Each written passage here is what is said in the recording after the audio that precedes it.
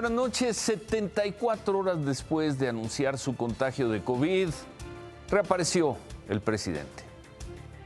Como presidente de México, tengo la responsabilidad de informarles sobre mi estado de salud. Ya lo hice, pero de todas maneras, como han habido especulaciones, es importante decirles que estoy bien. Tengo COVID. Fue un video de 18 minutos, el presidente dio detalles y aunque la narración que hizo no fue exactamente igual a la que venía haciendo el secretario de Gobernación, sí fue consistente en lo general. No hubo ningún desvanecimiento como algunos han pretendido hacer creerlo. Es una absoluta mentira, no será la primera vez ni la última, seguramente que miente el Diario de Yucatán. Yo ya relaté cómo se dieron los acontecimientos. Estando en una reunión con ingenieros militares, evaluando el Tren Maya y con otros servidores públicos, pues como que me quedé dormido. Fue una especie de váguido,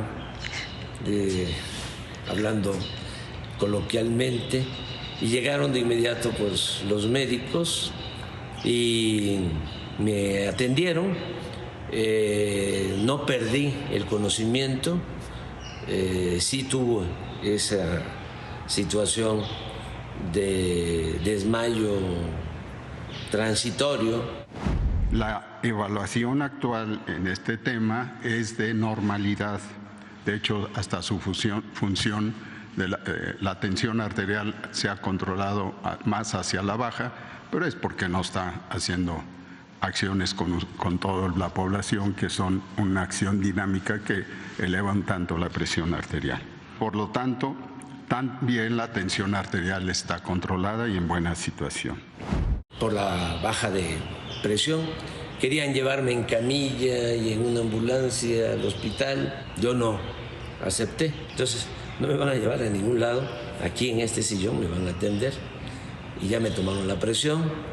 Me pusieron 1 litro de suero, me levantaron la presión y ya.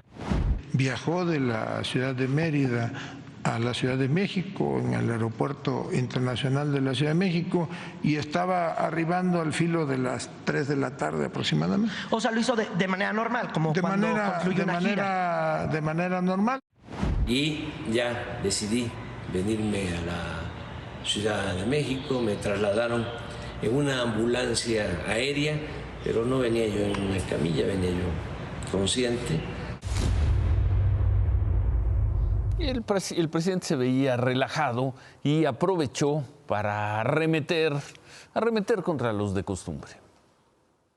Mis adversarios tienen mucha imaginación y es como decirles ahora, aunque lo tendría yo que estar repitiendo, decirles, muerto, que tú matáis o que vos matáis, goza de cabal salud, porque han dicho muchísimas cosas. Ahora que me he vuelto a enfermar, llama mucho la atención el odio, ¿no?, de algunas personas que quisieran pues que yo desapareciera, pero no deben de actuar de esa manera. 18 minutos de video termina la mini crisis del tercer COVID. De acuerdo con su agenda, mañana el presidente no tendrá todavía actividades. El secretario de Gobernación estará al frente de la mañanera por cuarto día. Por cierto, hablando de COVID, la Organización Mundial de la Salud no ha declarado el fin de la pandemia. Hoy el director general dijo, eso sí, que el mundo está empezando a salir de la fase de emergencia, pero pues como acabamos de ver, no ha salido del todo. We remain hopeful that sometime this year we will be able to declare an end to COVID-19 as a public health emergency of international concern. But this virus is here to stay, and all countries will need to learn to manage it alongside other infectious diseases. En fin, termina esta mini crisis y pues por lo visto en el gobierno federal ya no hay mayor preocupación por los contagios, tampoco por la salud del presidente, y es una buena noche para la fiesta, al menos eso hizo y así lo destacó el canciller Marcelo Ebrard, quien asistió con su esposa Rosalinda Bueso al concierto de la banda de K-pop Blackpink, esto en el Foro Sol. Muy contento ahí el canciller Marcelo Ebrard. Temprano el canciller sustituyó al presidente López Obrador en la base aérea de Santa Lucía. El presidente no pudo ir a inaugurar la Feria Aeroespacial 2023 debido a su contagio. La feria es un evento aeronáutico que organiza la Defensa Nacional, reúne empresas de la industria de todo el mundo. Ahí estuvo el canciller Ebrard con los vuelos de exhibición, la demostración de aparatos militares y comerciales. Y después de la inauguración, hubo un fuerte viento que hizo volar una carpa. La carpa se volteó y dejó 6 personas lesionadas. Tuvieron que ser llevadas a hospitales.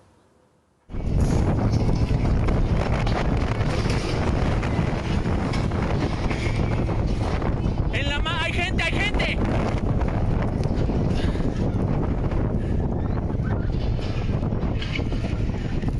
¡En la madre!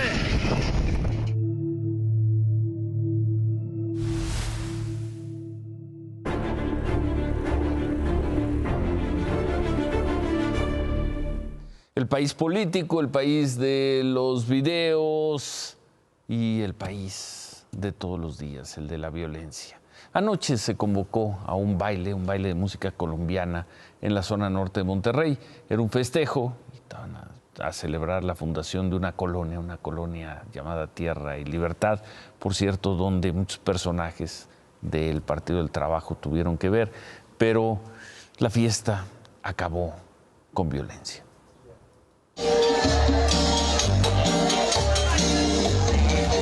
Una celebración organizada por el Partido del Trabajo para conmemorar el 50 aniversario de la fundación de la colonia Tierra y Libertad en Monterrey terminó con una balacera en la que murieron 2 personas y varias resultaron lesionadas. Grabaciones en vivo de redes sociales muestran cómo había entre los asistentes al baile de vallenato hombres armados. Traían varias pistolas y apuntaban al cielo con ellas mientras bailaban. De pronto una riña entre el público provocó que un hombre que portaba una chamarra blanca con azul lanzara el primer disparo, desatando el caos entre los asistentes.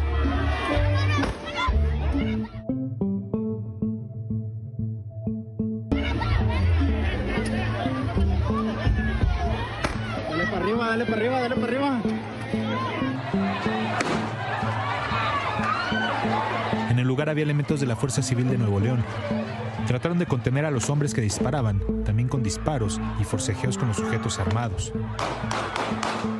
Uno de los policías tropezó, pero aún así logró disparar 2 veces contra un civil que lo amenazaba.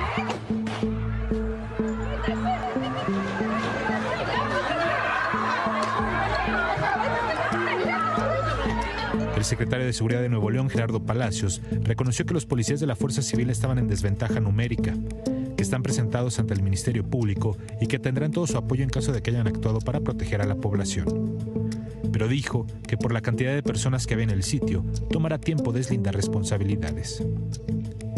Y aunque no se conoce oficialmente la identidad de las 2 personas fallecidas en el enfrentamiento, en redes sociales se dio a conocer que en el lugar murió un rapero originario de Monterrey, conocido como Chen Si, quien en sus perfiles públicos se mostraba portando armas y chalecos antibalas.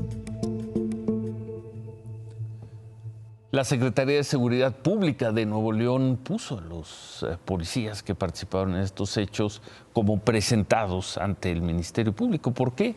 Porque al haber hecho uso de su arma, el Departamento de Asuntos Internos de la Fuerza Civil, de la Policía, los tiene que someter a investigación. Son 13 policías, son policías allá en Nuevo León, donde fueron 13 policías de investigación agredidos fue en el Estado de México, en Coatepec, Harinas. Los policías llevaban a cabo un operativo, fueron interceptados por un grupo de taxistas, los bajaron de sus vehículos, les trataron de quitar las armas, los golpearon, les rociaron gasolina. Otros policías de la Fiscalía llegaron y consiguieron impedir que les prendieran fuego. 5 de los policías resultaron lesionados, 3 ya fueron dados de alta, otros 2 siguen en un hospital porque recibieron golpes en la cabeza. 4 personas fueron detenidas. Otra vez una agresión contra fuerzas del orden. Y en la tarde se registró un ataque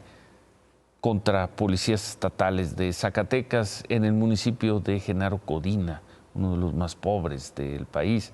Esto provocó un enfrentamiento entre policías y estos hombres que atacaban, y 5 de ellos, de los atacantes, murieron. Tras el enfrentamiento no hubo ningún policía herido.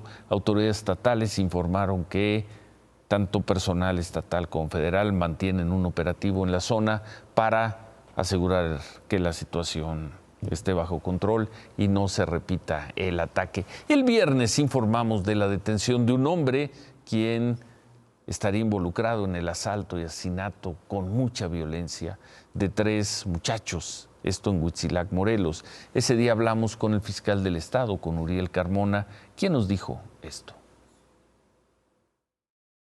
Afortunadamente ya dimos con un sujeto de nombre Luis Alberto N. alias El Diablo. Sí, es una persona de alta peligrosidad. En uno de los domicilios que se catearon en la madrugada de ayer, encontramos importantes indicios relacionados con el asesinato de los 3 jóvenes. Entonces tenemos un caso muy sólido.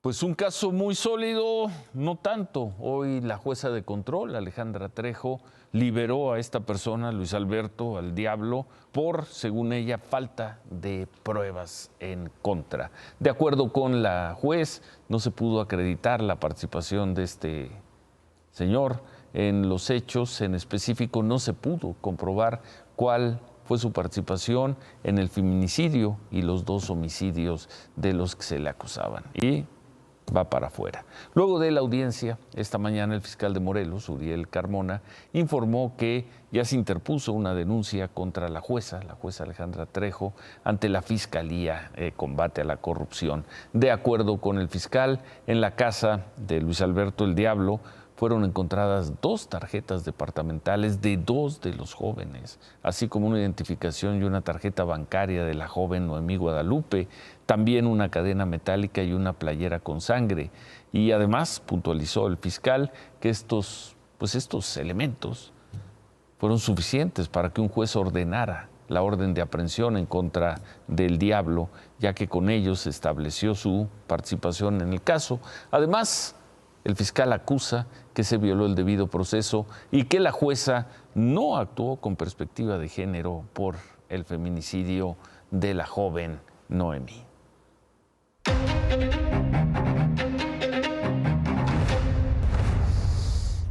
Bueno, y en algo que pues no se había visto, que los mejores cronistas parlamentarios no recuerdan en mucho tiempo, hoy la Cámara de Diputados, bueno, desde anoche y hoy, en una sesión maratónica, aprobó 8 reformas que prácticamente se votaron sin discutir.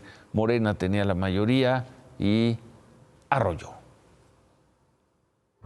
Las exequias del INSABI solo fueron el inicio de un maratón legislativo que rompió récord.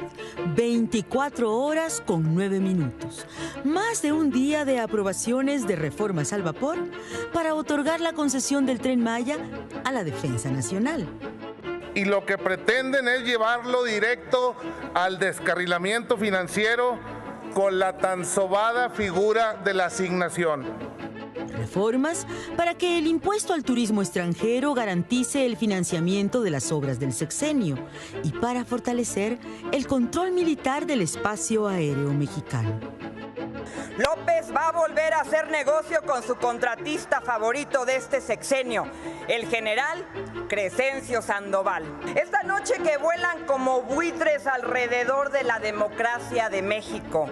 Les digo carroñeros vendepatrias porque pasarán a la historia de este país como la legislatura que más daño le ha hecho a México. Pero aquí estamos, a pesar de ustedes, en la defensa de la dignidad del Congreso y de la Cámara de Diputados y la defensa de México.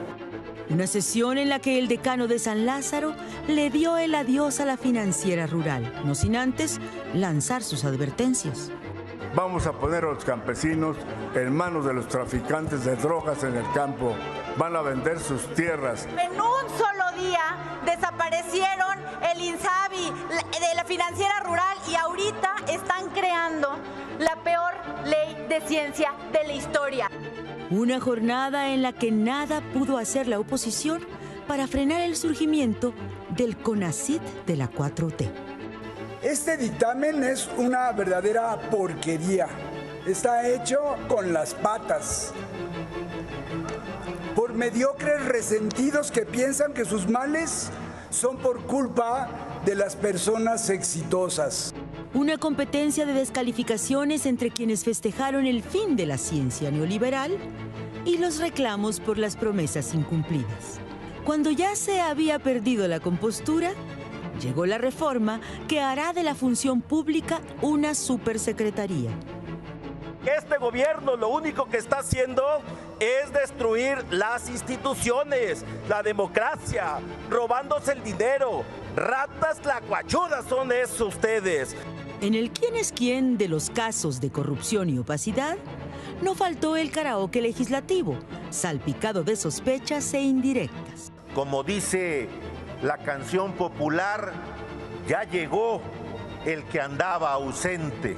Ese que forma parte del cártel inmobiliario. Como dice Paquita la del barrio, rata de dos patas, te estoy hablando a ti. Comienza el año de Hidalgo y chingue su madre el que deje algo. Moribundos como lo están, no pueden más que retorcerse. Y es que, como dice la canción, ya están muertos. Solo les falta que alguien se los avise. Y en el balance de una sesión que muchos calificaron como la más larga de la historia legislativa, no todos cantaron victoria. Las 24 horas más negras en la historia reciente del Poder Legislativo. Pues sí, arrollada la oposición en Cámara de Diputados. ¿Qué pasa ahora? Bueno, el coordinador de los senadores de Morena, Ricardo Monreal, dijo que en el Senado, donde van a llegar estas leyes aprobadas por los diputados, que en el Senado se revisará, eso dijo Monreal, con responsabilidad del paquete de reformas enviadas por Cámara de Diputados, que no van a sesionar al vapor para sacarlas antes de que acabe el periodo de sesiones, que sería, en todo caso, hasta el domingo. Todas las iniciativas dictaminadas o todas las minutas enviadas no van a tener una dispensa de trámites, ni se realizarán fast track. La idea es que pasen a comisión, todas, sin excepción, y que en las comisiones determinen la viabilidad, que se discuta, que se analice con seriedad cada una de ellas. Es muy delicado nuestro trabajo, porque repercute en la sociedad y porque queremos hacer bien las cosas. Bueno, hoy fue el tercer día de plantón afuera de la Suprema Corte. Ahí siguen las carpas y las lonas fuera de la Corte. Hoy algunos manifestantes tuvieron con sus mensajes en hojas de papel en contra de, otra vez, de la presidenta de la Corte, Norma Piña. Y eso afuera. Adentro, la segunda sala de la Corte decidió mantener la suspensión al Plan B electoral. Los magistrados votaron en contra del proyecto de la ministra Loreta Ortiz, quien proponía revocar la suspensión otorgada por el ministro Alberto Pérez Dayán el 20 de febrero. Con esto, el Plan B electoral no podrá aplicarse por lo pronto. Uno de los ministros que integran la segunda sala de la Corte y uno de los que votó en contra del proyecto es precisamente el ministro Pérez Dayán. La Consejería Jurídica de la Presidencia criticó al ministro Pérez Dayán. En un comunicado afirmaron que el ministro no debió haber votado. El Consejo de la Judicatura señala que para algunos ministros la ley dejó de ser la ley y acusó a los 3 ministros que votaron por mantener la suspensión del Plan B de ser parciales y tener un criterio político y no jurídico. Por cierto, el Tribunal Electoral avaló que Alejandro Moreno siga siendo el presidente del PRI hasta agosto del 2024, 5 votos a favor, 2 en contra. Y bueno, los magistrados resolvieron que Alejandro Moreno seguirá siendo el presidente del PRI. En otras cosas, mañana se cumple un mes del incendio en la estación migratoria de Ciudad Juárez, el incendio que dejó 40 migrantes muertos y por el que hay 9 funcionarios del Instituto de Migración imputados. Hoy, el Diario de Juárez dio a conocer nuevos videos de lo que ocurrió hace un mes. Ahí se ve a los migrantes dentro de la estancia comenzando su protesta. Ahí están las colchonetas que minutos después se van a quemar. Del lado de esa es la parte de mujeres, empiezan a cubrir la boca y ya la sacan y también, bueno, se las llevan a las mujeres. Ahí van. Y luego se ven las rejas cubiertas con colchonetas en llamas. Un mes de la tragedia en Ciudad Juárez. Claudia, buenas noches. Ciro, buenas noches. Vamos también a ver estas imágenes, porque así es como viven más de 100 migrantes en un campamento improvisado, literalmente en la frontera entre México y Estados Unidos. Están entre los 2 muros que separan Tijuana de San Isidro. Ahí están esperando a ser procesados por la patrulla fronteriza para solicitar asilo en Estados Unidos, pero algunos tienen más de una semana ahí esperando y por eso instalaron este campamento. La realidad de los migrantes que desean únicamente cruzar la frontera con Estados Unidos.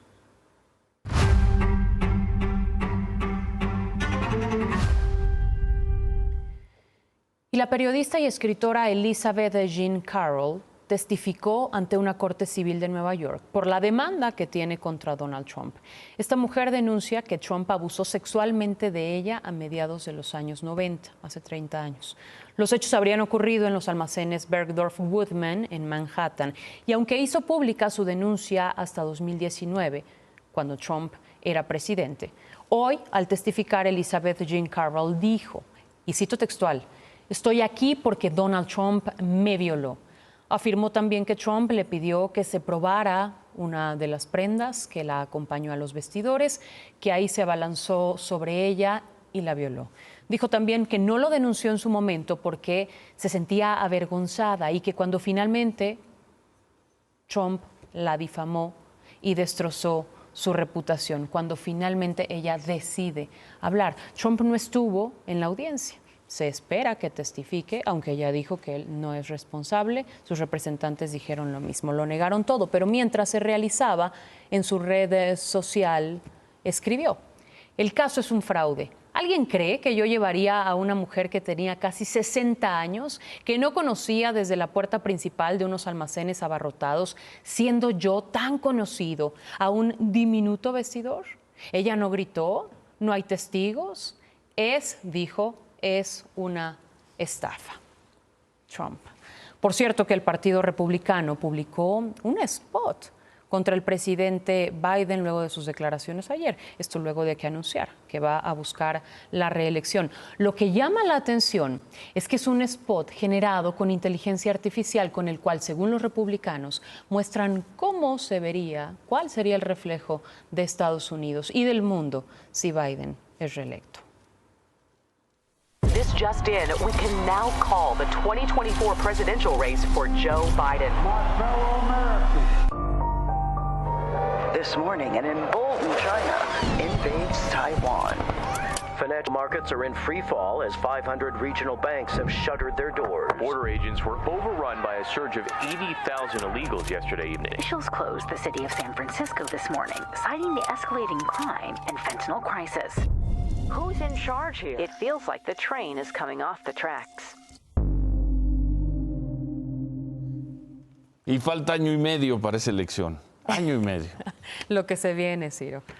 Veremos una regresión de lo que ya vimos en las elecciones pasadas. Será interesante. Ahora, en otras cosas, hoy fueron imputados 4 personas involucradas en el desfalco de Segalmex. Un juez federal ordenó prisión preventiva en el Penal Federal del Altiplano contra 3 exfuncionarios. Ellos son Jesús Óscar Navarro de Segalmex y Carlos Valero y Enrique Zamorano de Liconza. También se ordenó prisión contra Edgar Armenta, quien es representante legal de la empresa Grupo Vicente Suárez 73. La Fiscalía General de la República los acusa por operaciones con recursos de procedencia ilícita por un monto aproximado de 400 millones de pesos y por delincuencia organizada. Será hasta el lunes cuando se determine su situación jurídica. Claudia, gracias. No me puedo ir, Ciro. Y no me puedo ir porque hoy la segunda sala de la Suprema Corte de Justicia de la Nación dio un revés a un proyecto más de la ministra Loretta Ortiz. En un día. Sí. Para Loretta Ortiz, ¿cuál proyecto? Bueno, este proyecto pretendía desaparecer el fondo de inversión que promociona el cine en México, el Fidecine. Las únicas 2 ministras que votaron en favor de negar el amparo que impide su desaparición fueron, claro, Loretta Ortiz y Yasmín Esquivel. En automático. En automático. ¿Y quiénes votaron a favor? Javier Lainez, Luis María Aguilar, Alberto Pérez Dayán fueron quienes votaron en contra de desaparecer este fideicomiso. Será tarea del ministro Pérez Dayán formular una nueva propuesta en la que se otorgue este amparo y con ello Fidecine pueda llegar a sobrevivir. Bueno. Deben estar muy contentos en el medio. Definitivamente. Ayer fueron más de 500 cineastas los que le pidieron a la Suprema Corte. Las figuras, Cuarón, Del Toro y todos los ellos 3 amigos. y muchas personas que trabajan, que hacen cine en México. Ahora sí. Enhorabuena por eso. Ahora sí, por hoy. Gracias. Buenas Claudia. noches.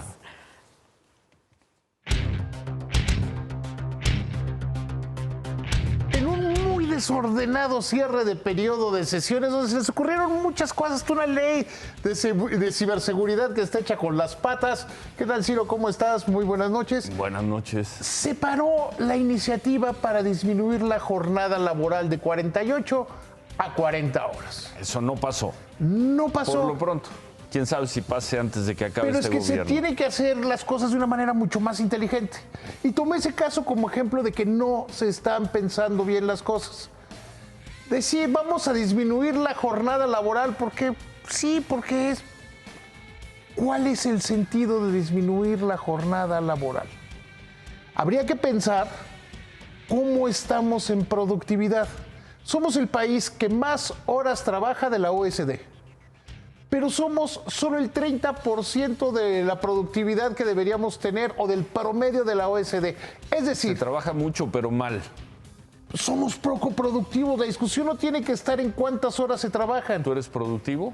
Hombre, mira, nomás lo poco puedo hacer en 3 minutos. En 2.5. Pues 2.5, sí, o sea, sí, venga. El tema es que lo que se debe discutir es cómo hacemos que el país sea más productivo. No andar ahí con estas ocurrencias. Es que no pasó. Que no pasó eso se irá y que lo van a discutir, pero ojalá se discuta. Entre septiembre y diciembre del próximo lástima año. Que Luis Albores no se dedica a ser secretaria del Trabajo, porque debería haber un cómo le aumentamos la productividad a este país. Y no es con horas en la oficina. Te quedan 30 segundos. Remátala, David. En 30 segundos. Insisto que no va a salir la ley minera, y no tanto por las quejas de Canadá, sino porque los de Morena no se pueden poner de acuerdo. Bueno, gracias. Por cierto, no es Luis Albores, es Luis Alcalde, la secretaria del Trabajo. Pero adiós, David. Javier. Sí, amigos, regresamos con 2 indispensables del fútbol mexicano. El Chícharo, que quiere borrón y cuenta nueva, y Javier Aguirre, al que no le borran las cuentas en Madrid. Regresamos. Una encuesta del Gabinete de Comunicación Estratégica levantada ayer marcó que 52% de los mexicanos creían la versión de que el presidente López Obrador tenía COVID y se recuperaba, contra apenas 20% que pensaban que el presidente padecía algo más grave. Y eso fue ayer.